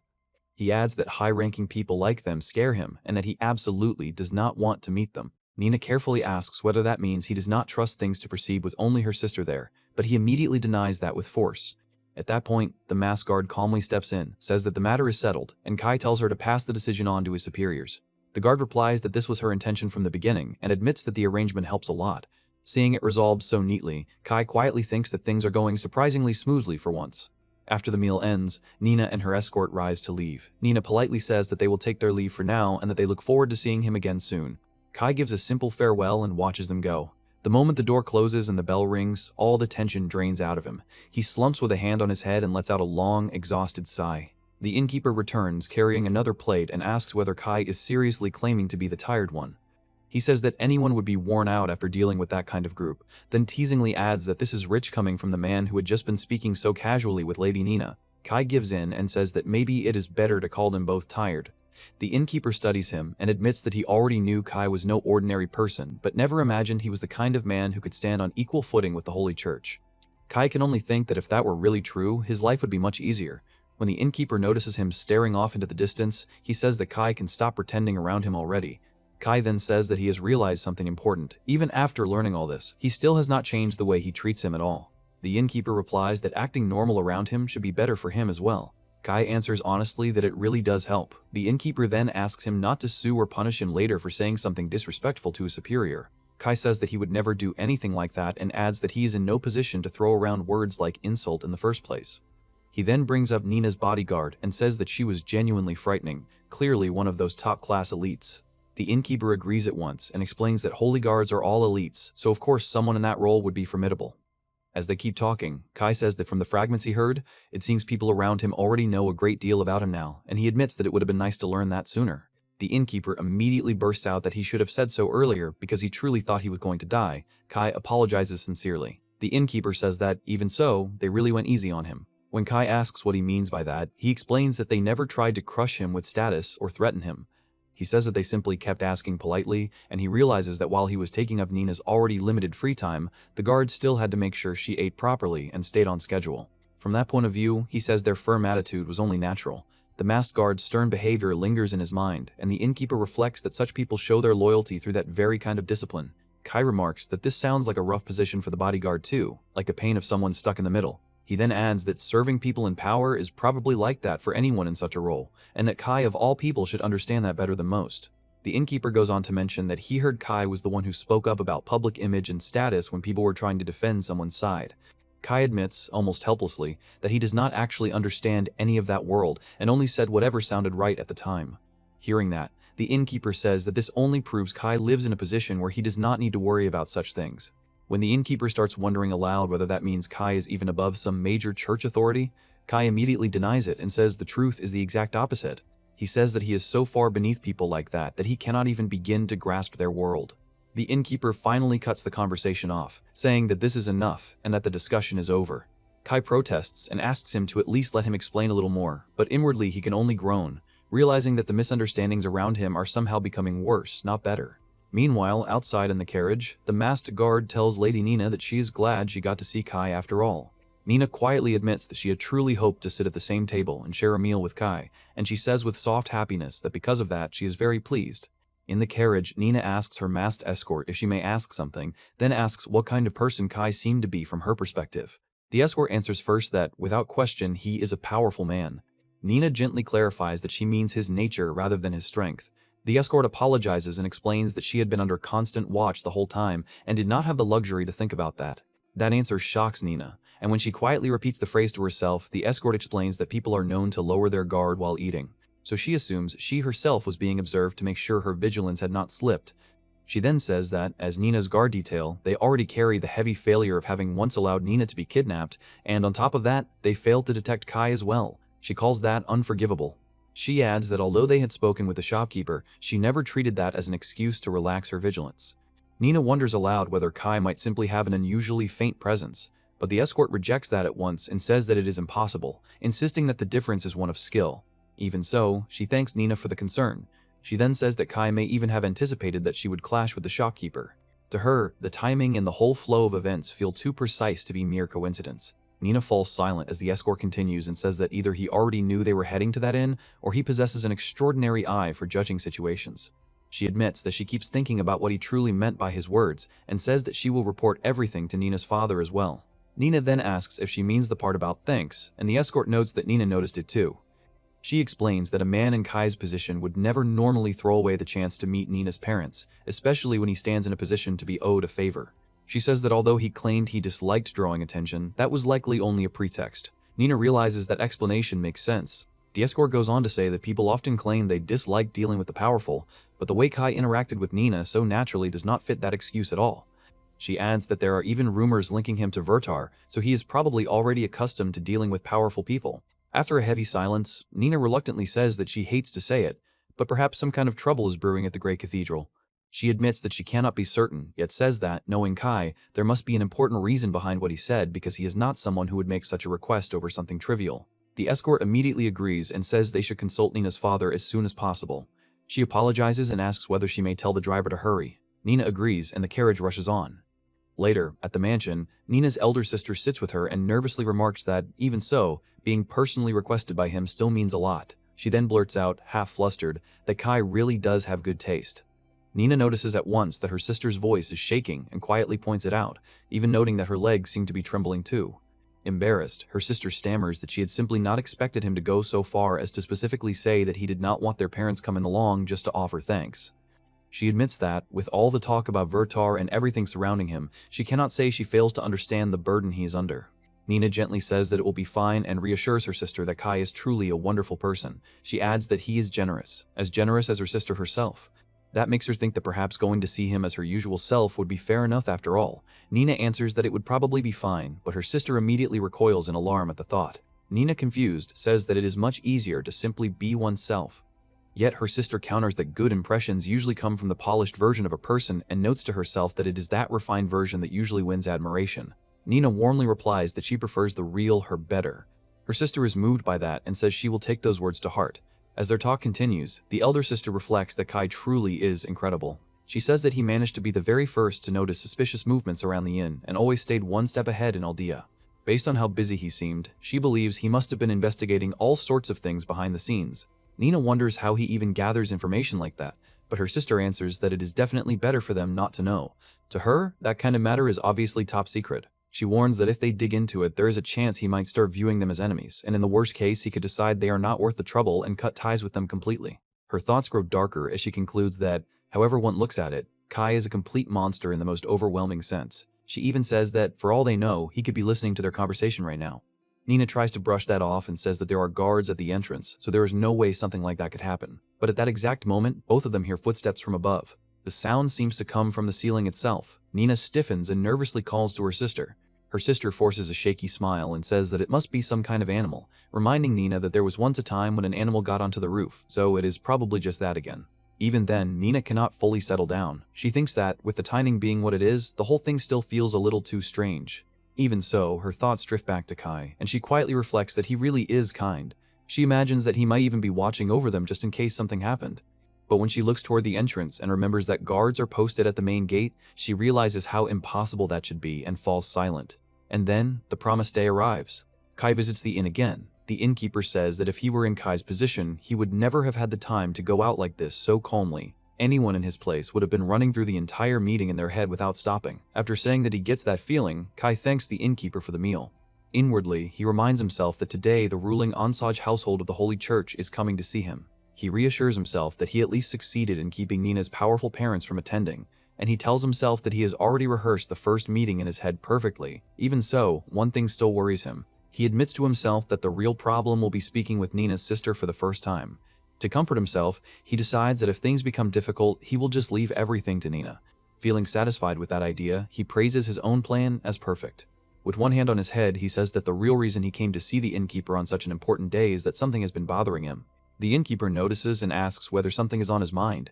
Kai then explains that the other day, Duke de Goat assigned a resident maid to manage the estate for him. As he thinks back on the maid's stiff and distant behavior, he says that she's been keeping so much distance from him that the whole situation feels oddly lonely. The innkeeper listens and says that he actually feels sorry for her. He says that it sounds like a huge responsibility. Hearing that, Kai falls silent and can only stare blankly ahead.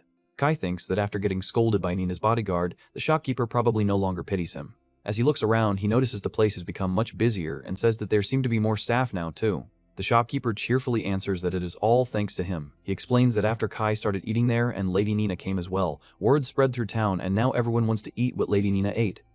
Kai reflects that Nina really is that popular. The shopkeeper adds that ever since she regained her sight, she has been showing herself in public more often, and with looks like hers, that kind of attention is only natural. Kai quietly agrees and thinks that, even though she is still young, anyone can tell she will become a true beauty. The shopkeeper then remembers that he has something else for Kai, and asks whether he has heard about the new religious group that suddenly appeared and started picking a fight with the Holy Church Nina serves. The moment he hears that, Kai realizes this must have been the information the man had been lining up ahead of time, and he thinks that it sounds like a matter on a very large scale. He asks whether the rumor came from a customer. The shopkeeper says that it did, then explains that people are spreading stories that archbishops and bishops are doing evil things. He adds that they are feeding nonsense to believers to stir up division inside the Holy Church, and he says it is clearly meant to weaken the Onsage family's influence. Kai thinks that being tied to power must be exhausting if it always drags a person into trouble like this. The innkeeper then says that the Kai's reaction makes sense because there is no way he did not already know the kind of things even he can pick up. Kai asks what he would have done if he had claimed not to know. The innkeeper says that he would probably just have given him one of those vague, agreeable answers. Kai asks what that is supposed to mean, then turns back to the rumor and says that the Holy Church should be able to handle something like this. In his mind, he reasons that they are not the sort to sit still without countermeasures, nor would they allow their prestige to crumble so easily. The shopkeeper says that he would like to believe that too, but the situation sounds genuinely messy. He points out that for something that appeared out of nowhere, it has gained a lot of momentum. Kai brushes it off and says that it will be fine in the end because the Holy Church still has power and fame. Then the innkeeper eyes Kai and asks whether he has already been pulling strings behind the scenes himself. Kai denies it, but the innkeeper's expression makes Kai ask what that look is supposed to mean. The shopkeeper replies that he simply does not buy Kai's innocent act. Kai laughs awkwardly and says that, either way, he learned some very useful things. He then decides that he should ask Nina about it too, and see what she knows. The shopkeeper tells him that this is probably for the best, since people like them would be more willing to speak to Kai than to him. He adds that they do not trust him that much. Then, he says that today's bill will be 10,000 regel, including an information fee. The innkeeper protests and says that Kai is being ridiculous because he only repeated things Kai probably already knew. And since Kai brought Lady Nina there, his meals will be on the house for a while. Startled, Kai asks whether he is serious. The shopkeeper warmly tells him not to be shy and to come by again. Kai gratefully says that it helps a lot. As he leaves, he thinks that, just as expected, doing good really does bring good back in return. When the day of Nina's visit comes, the resident maid greets him. The maid asks whether he really needs to wear the armor when meeting Lady Nina and her elder sister. Kai answers that it is just in case, because a person never knows what might happen. The maid then says that even if a fight did break out, he is said to be stronger barehanded anyway. That makes Kai freeze. He immediately asks where that information came from. The maid calmly says that it came from Lord Degote and adds that the matter is strictly internal, so there is no need to worry about it spreading. Kai inwardly relaxes and thinks that it was a good thing he kept the armor on, since no one can see his face. At the same time, he admits to himself that this maid has lately become someone who scares him a little. Trying to move things along, Kai awkwardly asks whether the maid will be the one showing Nina and the others around. The maid says that he can leave that to her and asks where they should be escorted first. Kai inwardly complains that being put on the spot like that only makes things harder, then suggests either the study or the drawing room. The maid says there is no issue with either, so Kai chooses the study. While watching her, he quietly thinks that he truly envies how calm and composed she seems. The matter of the accompanying guards then comes up. The maid says that the guards will most likely enter with Nina's party as well and asks what should be done about that. After thinking for a moment, Kai says that it may be better to have them wait somewhere outside the study because he would rather not hold a meeting under their constant gaze. The maid says that should be fine. Kai then adds that the guards can simply do as they like around the mansion, since they would probably just get bored anyway. That suggestion clearly surprises the maid, and she asks whether Kai is sure about it. Kai asks whether that would be a problem. The maid answers that it would not, and says that as long as Kai is fine with it, there is no issue. Seeing that reaction, Kai notices that the maid seemed shaken and quietly hopes that it is not a bad sign. While waiting for Nina and her sister to arrive, Kai says that he has been thinking of sharing some of the treats Karen brought when she delivered the family seal, then asks the maid whether she thought they were good. The maid is caught off guard and asks what he means, but after a moment she says that she does not see any problem with it. Kai immediately agrees and then asks how much a box of those sweets costs, since he wants to buy them again. The maid says that she is not certain of the exact price, but estimates around 50,000 regel. That number hits him like a shock, and he stares in disbelief at the thought of 50,000 regel spent on sweets. Still rattled, he asks about the ring with the gem that he was given as well. The maid says that she does not know the exact price of that either, but estimates somewhere between 5 and 10 million regel. Kai can only fall silent at that answer. Seeing his reaction, the maid asks whether he finds the reward insufficient and says that, if he wishes, she can subtly pass that concern along to the Duke. Kai hurriedly denies it and says that it is nothing like that at all. He explains that what overwhelms him is the thought of people giving away things that expensive so casually, and he inwardly wonders whether he really comes across as someone that greedy. The maid reassures him that he does not, and explains that Lord Degote simply told her to contact him immediately if anything came up. Kai then reflects that Lord Degote really does have a great deal to worry about. The maid says that this is simply how a noble keeps his honor straight. After that, Kai suddenly asks whether there is anything the maid herself wants. When she reacts in confusion, he says that he would feel bad just receiving things all the time and wants to give something back to her too. The maid gently protests that she is merely an employee and that Lord Degote already compensates her more than fairly, so he should not trouble himself over her. Kai steps closer, tells her not to be so stiff, and asks her to simply tell him what she likes. After hesitating, the maid quietly admits that she happens to like sweets. Kai brightens and says that sweets are easy enough, so next time he will bring her plenty. She gratefully accepts. He then tells her that he has things to do in the study, so she should just stick to the plan once the guests arrive. The maid says that she understands. As Kai walks off, the maid thinks that she should inform Lord Degote about this too. At the same time, she reflects that Kai's casual, almost too direct way of speaking is exactly the sort of thing she would expect from someone tied to Vertar. Before long, the visit begins. The maid welcomes Lady Marie and Lady Nina and thanks them for coming despite their busy schedules. As the guests are led inside, Nina's bodyguard says that she had not expected to find the maid still serving there. She reveals that when the villa was gifted away, she thought she might lose her position, but that gentleman considered her circumstances. The bodyguard repeats that point in surprise, and the maid says that, knowing Kai, he could easily have assigned someone much more capable in her place. She adds that she has never met Kai's former staff, or had any direct dealings with him, so she would not have any basis for judging her own abilities by comparison anyway. The bodyguard reminds her that they are supposed to be talking about him, not her. The maid agrees and says that if they keep going like this, they will only run in circles. The bodyguard agrees as well. Together, they conclude that Kai is a secretive man who gives very little away, and that the people around him have already been told not to pry too deeply into him. As they continue walking, the bodyguard says that it still must be difficult having a man like that as master of the house. The maid admits that, honestly, she is probably the one who has spoken with him the most, and that even Lord Degote himself once bowed his head to him. She also says that there are no guards stationed anywhere in the estate because Kai personally said there was no need, explaining that guards everywhere would only make things feel stuffy. Another servant repeats that point in disbelief, and the maid confirms that it is exactly what he said. The bodyguard then interprets that attitude to mean that if anyone wants to come at him, he can simply let them come, because he clearly has the ability to back that up. The maid quietly agrees that, even without guards, being inside his territory is about as safe as it gets. The bodyguard then jokes that she should be careful not to let that kind of atmosphere ruin her stomach with stress. Soon after, the bodyguard stops the small talk and says that she would like to confirm something one more time. She asks whether it is true that they are free to spend their time however they wish until Nina and Marie finish meeting with Kai. The maid says that this is exactly what she was instructed. The bodyguard then asks for the maid's opinion, since she lives with him every day and may have some insight into what he really meant. The maid says that she cannot take responsibility for pure speculation, but she will still share her guess. She says that she does not believe he meant they were free to rest idly inside the mansion. In her view, that was never the whole point. She reminds the bodyguard that protecting Nina is still her most important duty, and that there is no way Kai meant she could simply abandon that. She explains that assigning the guards to a fixed waiting room might slow their reactions and keep them from doing their jobs properly. To her, what Kai really meant by telling them to do as they liked was that they should act according to their own ability and judgment. The bodyguard thinks over that interpretation and says that if that is the case, then from his point of view, he does not really rely on them at all. The maid says that it is not that he does not trust them, rather she believes he wants them not to depend on his help. In her eyes, he is forcing them to face a harsh truth. He will not always be there to save them. She says that if they want to protect the smiles of the ones they serve, then they need to develop that mindset themselves. Finally, she admits that this is only her guess, but she believes it is the most likely explanation. The bodyguard sincerely thanks her and asks that her thanks be passed on to Kai as well.